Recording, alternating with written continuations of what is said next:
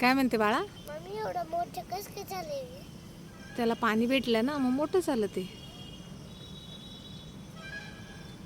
तू कस पाणी प्यायचं होतं, थोडं थोडं पाणी एवढं पडायचं तर ते मोठं होत जातं ना.